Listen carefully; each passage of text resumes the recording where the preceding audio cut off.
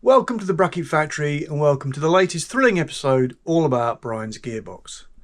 Now, Bryan kindly gave me the opportunity to fix his gearbox, and there were two things he wanted me to do. Sort out the selector mechanism, which was knackered, and build a clutch release mechanism, which was missing. And in the last episode, I sorted those two things out. But while I was there, I realised it needed a bit more work. The bearings were a bit knackered, so we had some unfinished business. So this video is all about finishing some unfinished business. So let's get stuck in. Right, so where were we? Bryan's Crosley Gearbox, and we've already done what he wanted to be done, and that is to sort out this gear linkage mechanism, which was completely knackered and is no longer knackered and now works nicely, and to create this clutch release mechanism, which was completely missing. So new arm fabricated, clutch bearing identified, located, spacer made. That's all good, but it should come as no surprise that if this is so knackered, then the inside is going to be a little bit knackered. And lo and behold, when we took off the input shaft, this bearing was on it, and this bearing is absolutely knackered. It's got loads and loads of side play in it, which is just beggars belief, to be honest. Makes a beautiful noise as well.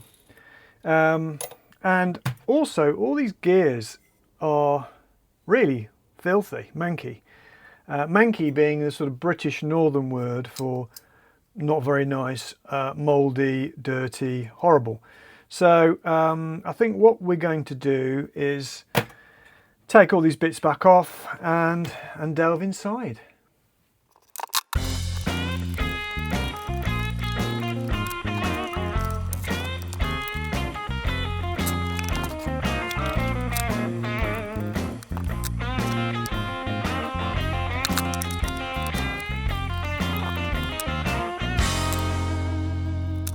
Right, now we're having a look inside, and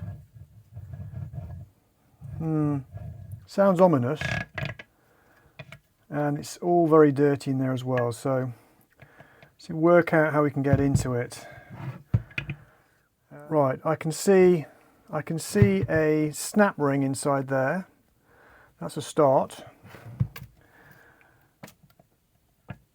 and I can see a bolt there which has got this locking plate, which means these two shafts probably slide out. So I think step one is to try and get this out.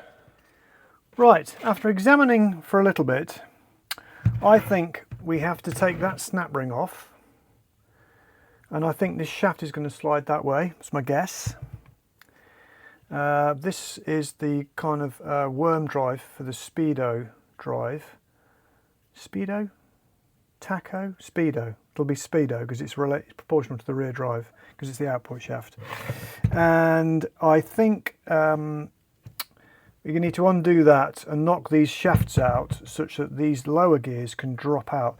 But one thing I have seen already is that the bottom gears are really, really tight, which is not a good sign, is it? They should rotate freely. Right, okay, let's tackle that.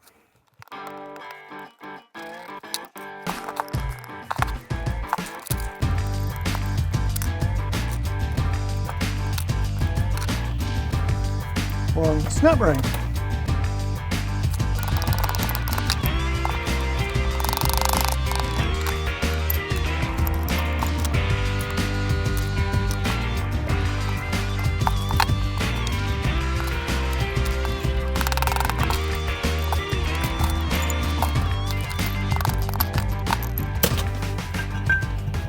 Blimey, that was a hell of a fight getting that out. God almighty.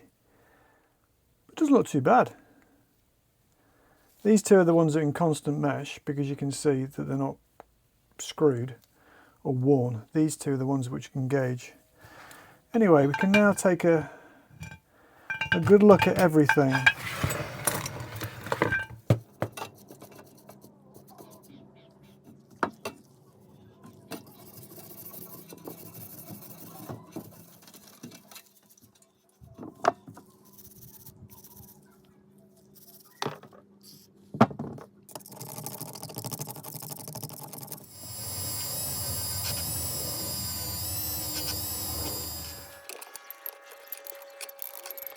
Right, so we're back at the bench, all the parts have been cleaned up and we can review the situation. So a couple of general comments. Generally, there's quite a lot of pitting.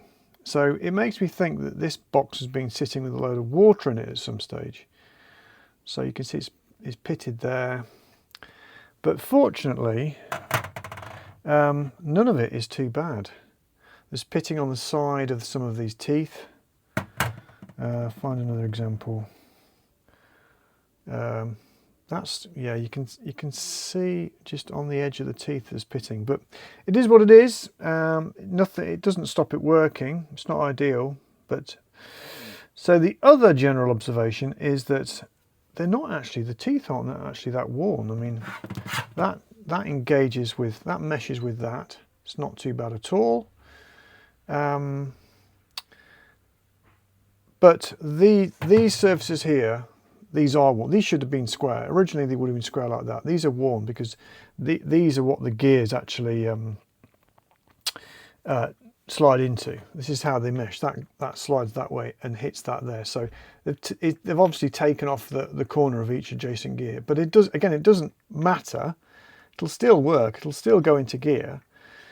So there's nothing much you can do about that. A couple of specific observations is that this shaft binds very slightly in this plain bush. Now, got to press it out. I think the reason behind it is because when it's sat in some water, it's sort of corroded on these parts here. Look, so what I'm going to do there is just try and clean that up with a bit of sort of used emery. That is the cat. I'm being invaded by a noisy cat who wants feeding. So I'm going to clean that off with emery. And the other specific observation is I noticed that this is the lay shaft, and the lay shaft is engaged permanently with this reverse pinion. And I noticed it was kind of binding, and on closer inspection you can see just in there it's picked up a piece of metal and pushed it into the actual groove of the teeth. Which one is it? That one there. So it binds there, look. Let's push that in. So we need to pop that out, and hopefully when we pop it out it'll run a bit more smoothly. So let's do that now. I'm actually going to see if I can pop it out with this centre punch. Oh, there it goes. It's off already. Obviously a bit of something, bit of gearbox that fell off, who knows. Anyway, that's out, better out than in. And now it's time to sort of try and clean this up, I think. Right, I've just got some used emery cloth. I'm just going to give it a quick fettle with this and see what happens.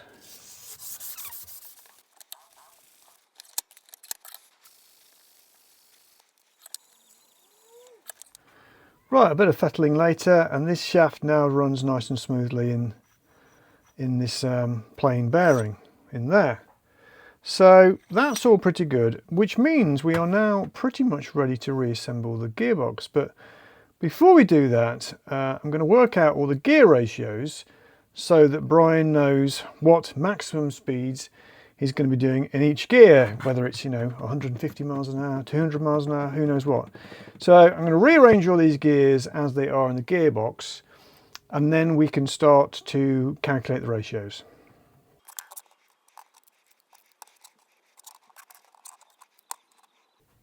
Right, it's basically like this. So this is the input shaft, and this is in constant mesh with this large. These are all locked together, by the way.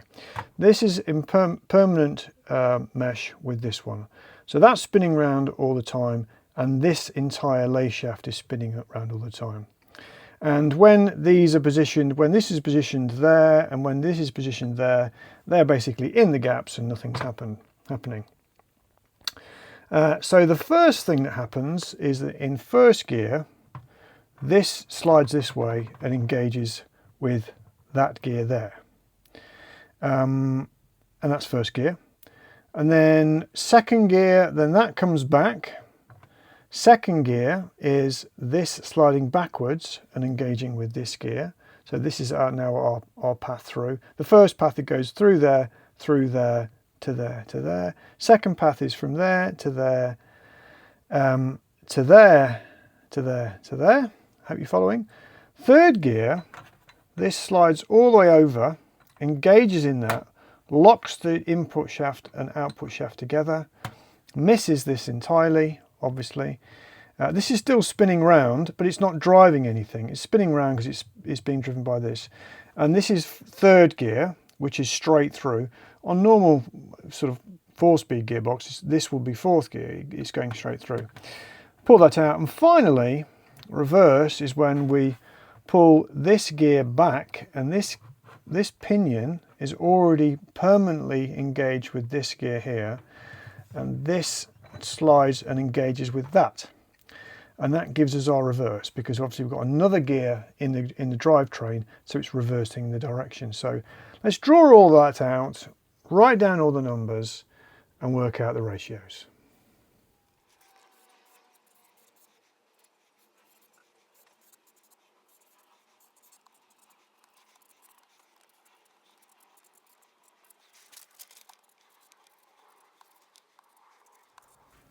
Right, gearbox drawn out, and put all the teeth numbers on there, and we can now start to work out the gear ratios.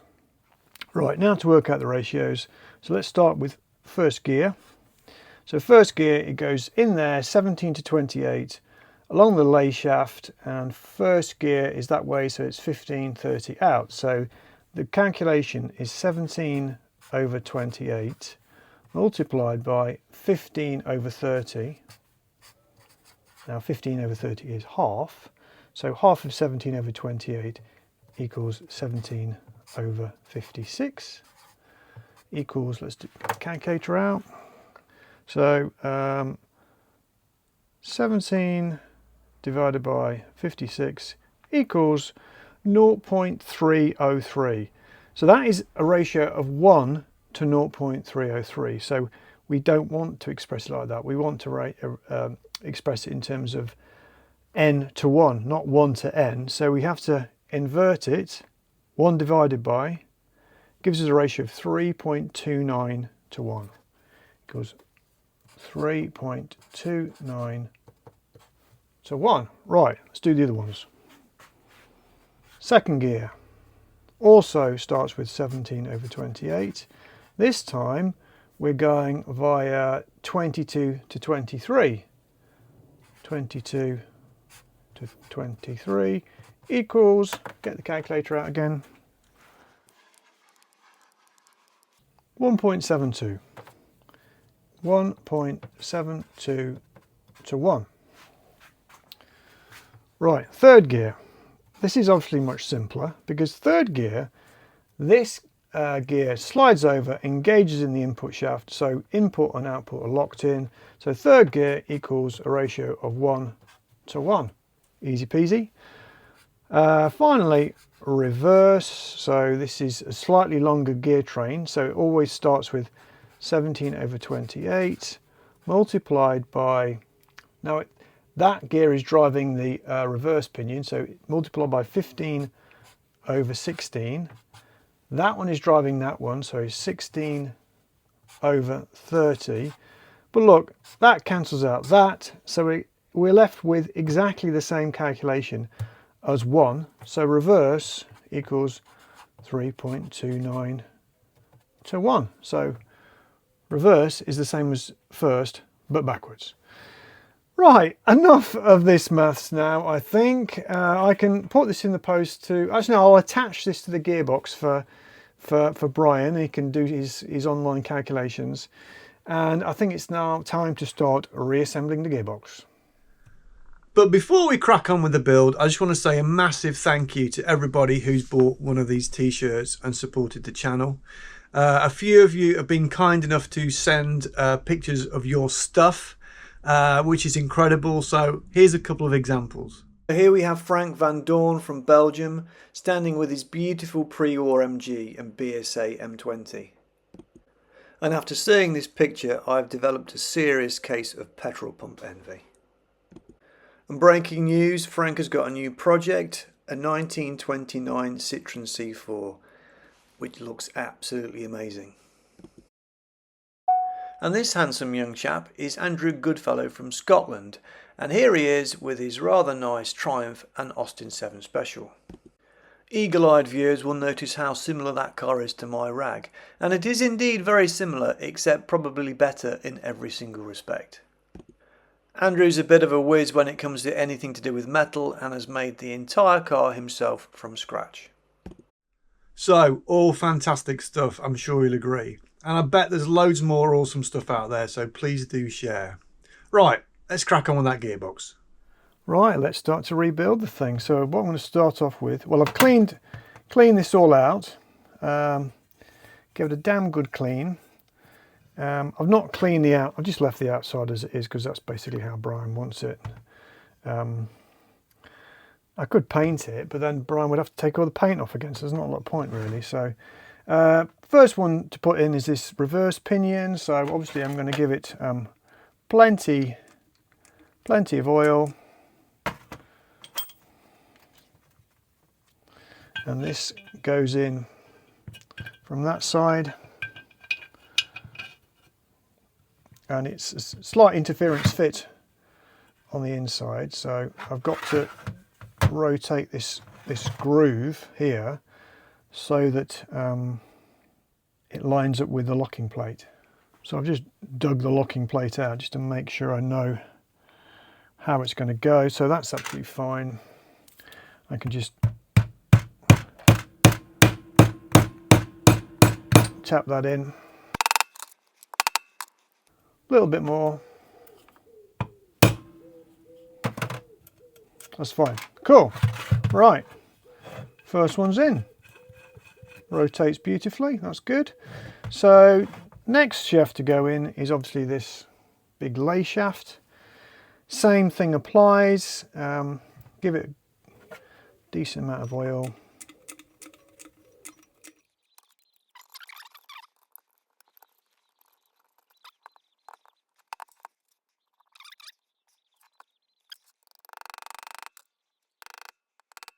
Right, well that rotates beautifully now, much better than before when it had a bit of metal in it, so that's quite nice. What I might do is just get the sump plug and stick the sump plug in so it doesn't drip the oil out everywhere. Right, now I put a bit of oil in there.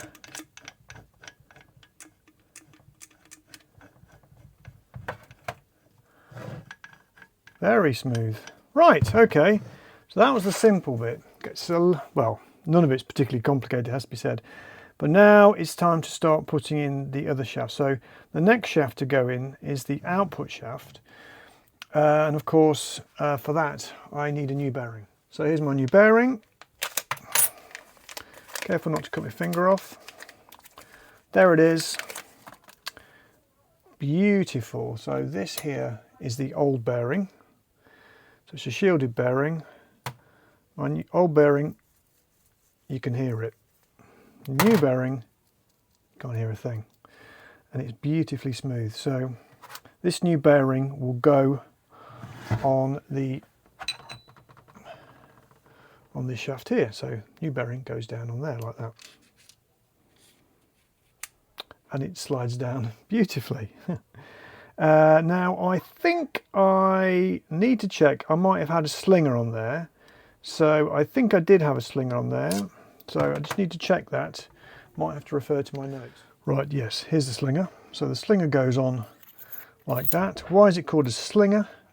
Because it slings the oil out. If it comes, it stops the oil actually getting through. So this bearing goes on there like that. And the whole lot goes in the gearbox. Well, I've got to take these off, but it goes in that way like this, and the gears thread on inside like that.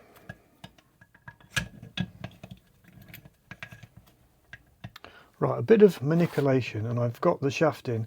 The bearing's not pressed into its housing yet, but I've supported the shaft on these two gears, which are engaged in their correct gears. So my centre line's right. So if I just push that with my thumbs, I can feel it. I can feel it going in. So now that I know it's square in the housing, I can get a bit of tube, thread it over and tap the bearing home. Right, I have now a piece of tube in my hand. I have in my hand a piece of tube. Right, let's just give this a tap. I can feel it go. I can feel it hit the end. So that's very, oh yeah, that feels beautiful. Silence. Silence is golden. So now that the output shaft is in, output's in, I've still got to put a inner circlip or snap ring in there. But let's stick this shaft in here. That goes in there like that. Now this one also needs a new bearing, and it also needs the rollers to go in the end of there. Right, I found the bearing. I'd mislaid it, but now I've found it. So this is the new bearing for the input shaft. Listen to that. Exactly. You can't hear anything. This is the original. Absolutely knackered. Lovely new one. So this has got this snap ring on it. So this fits in here. Got to put it in square like that. Beautiful. And it is a very slight interference fit on this shaft. So what I now need to do is knock this down onto the shaft, making sure I get this the right way around. And when I have done that, I need to put a snap ring on here. Now I've got the original snap ring, which took a bit of punishment, I have to say, when I got it out, because it was an absolute pig to get out. I might try and use that. If I can't use that, I've got some more snap rings, which I could use. And then when I've got that on, obviously I need to put the rollers in there, and I'll use a bit of grease for that. And then we can offer it all in. So let's stick that bearing on, shall we? Right, I'm just going to push this bearing down and make sure it's square. It's not square. Step one, make sure it's square. That is square. So now, using another piece of tubing, I should be able to tap this down home.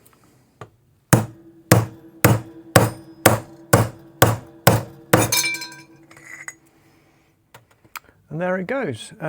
But did you notice the deliberate mistake? Fortunately, what goes on can come off. I forgot to put this on. Got to put the slinger on. It's tough being human, isn't it, sometimes? So the slinger goes on. Have I got it facing the right way? Yes, it faces that way. And now we're going to do it again. I'm going to put the bearing on. Again, need to make sure that it's completely square.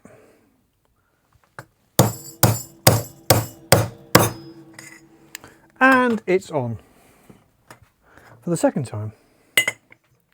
So that goes in there like that. Very nice.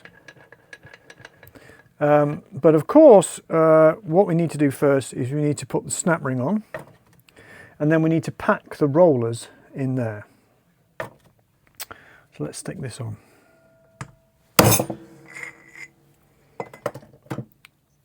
One damn sharp hit and it's in, so that's good. So now for the rollers. Need a bit of grease for this. Right, bit of grease. Smear some grease around inside here. And now I've got to very carefully stick the rollers in like little soldiers. Right, these are all now in. I actually ran out of memory on that last clip. But anyway, they're all in. So this now slides into here like this. I have to be very careful I don't dislodge any of the rollers. That goes in there like that. Beautiful. So all I need to do now is to stick this nose piece on. Now this nose, if you look down here, you'll notice it's got these kind of spiral grooves. Now the purpose of these spiral grooves, which are a little bit worn out because that bearing was worn, you can see all the wear marks on here. The purpose of the spiral grooves is to try and persuade the oil, any oil leaking out this way, to work its way back that way and drain down through this hole here, through a little hole in there, back into the sump of the gearbox. So it is what it is. I can't repair that. We're going to stick it back on again. Worst case scenario that it comes out the end of there. Hey ho, it falls out the bottom of the gearbox. Anyway, let's stick this back on.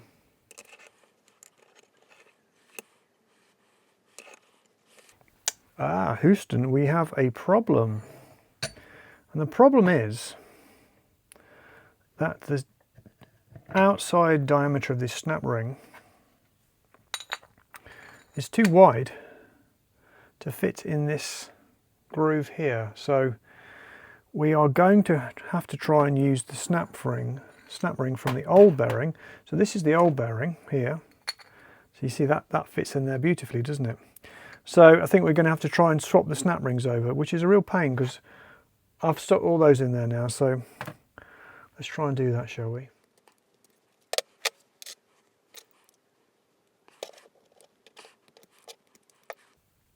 This one's quite a lot tighter, but it's off. So we can now see the difference in them. Quite a big difference. Hopefully this one fits on the other bearing. Let's just check the groove. Yeah, it fits in the groove. Let's give it a quick clean. Right, stick it on if we can. It's on. That's good. I think we're back in the game. Right, let's just check it. That's fine. Right, let's offer this all up. Get it all the right way around. Very careful. There it is. In it goes.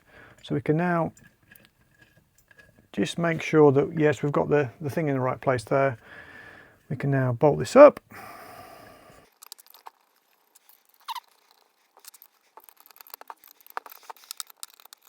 Right, there it is.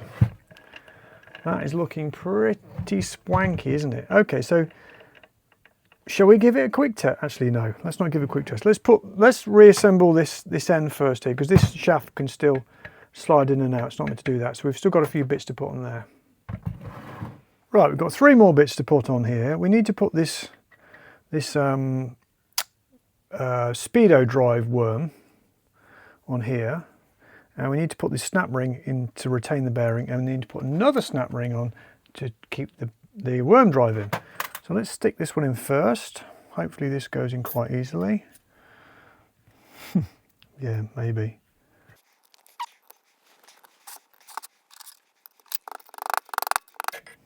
This keeps on cropping up, this tool, doesn't it? This is the 3rd time I've used this. Regular viewers will remember what I used this for last time. But anyway, so that's not quite gone in. Hold on. Yeah, it's in. It's in. That's good. Next, we've got this. Now this has got a little Woodruff key on it. So we need to make sure that that key is in, which is going to be a bit tricky. That's fiddly. Let's put a little bit of grease on it to give it half a chance of staying in. Right, keys in. So finally, let's see if we can stick this down. Yes, that's on. That's good. Stick the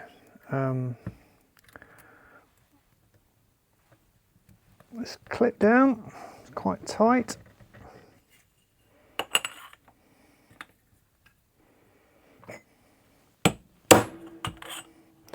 There, that's on. That's good. Right, as you may have spotted, I had to take this out again. So let's just stick this back in. Right, it's all back together. I've put all of the circlips back in, and everything rotates beautifully smoothly. But let's just take it through the gears, shall we? Just because we can. So if you remember, the first gear is this sliding in this direction. So that's first.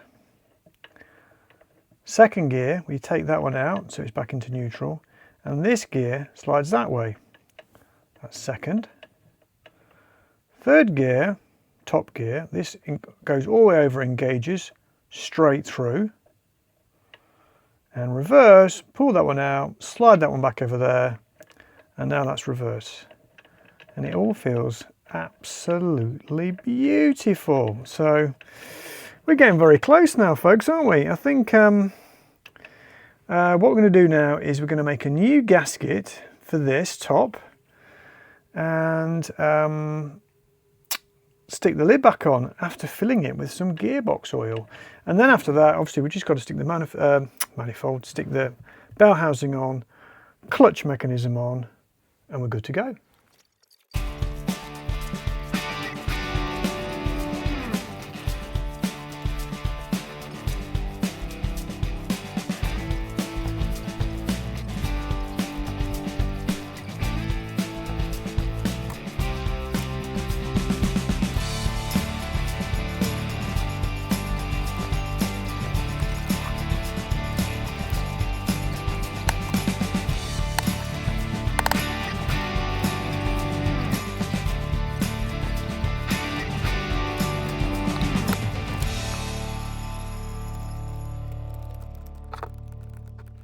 Right, gasket made, lid back on. I didn't put any oil in it, hence the cryptic message, because I need to take it to Bryan and I don't want the oil to spill everywhere.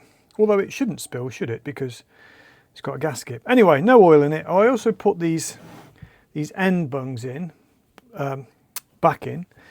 I also put blue Hylamar on this mating face here so oil doesn't leak out the bottom.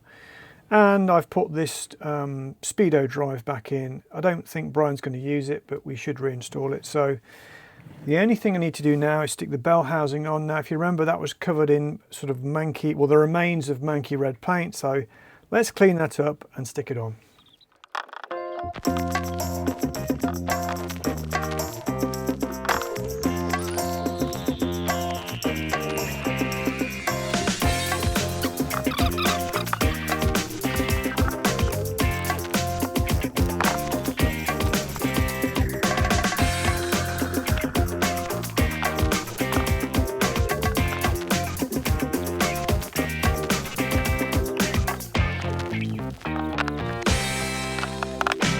Right, that was probably another litre of elbow grease consumed, but we now have a cleaned up bell housing, all red paint removed.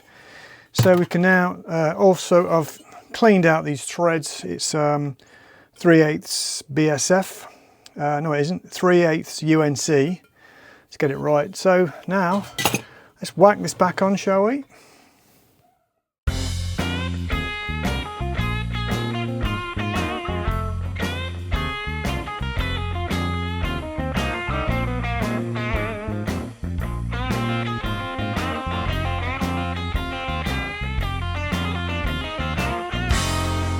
So finally, here it is, and you may have noticed that I use bearing retaining compound to fix the aluminium sleeve to there. So now the aluminium sleeve doesn't move, it's just the thrust bearing. So there's no risk of either the aluminium binding up against the steel or the aluminium tube protruding into the clutch plate. So that's quite good. What else? That's pretty much it. It's all ready to rock and roll now. Just need to drop it back at Bryan. What do you think he's going to say? So the unfinished business has been finished. So I'm going to hop on my motorbike and take this gearbox back down to Bryan, and he's going to stick it back in the project known as the Shrew. Now, if you've not seen this, you need to get down to see Bryan at Oakswamp and have a look. I've just seen some very recent pictures. I'm not going to spoil it, but it is reassuringly dangerous. So if you've liked that, please do hit like.